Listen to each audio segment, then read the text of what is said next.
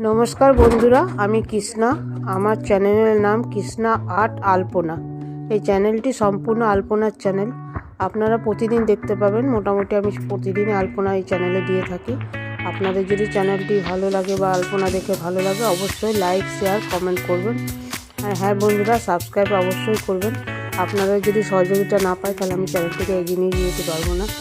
আর যদি আপনার এইগুলো ভালো লাগে আমার আলপনা দেখে, তাহলে অবশ্যই আপনারা চ্যানেলটিকে সাবস্ক্রাইব করবেন।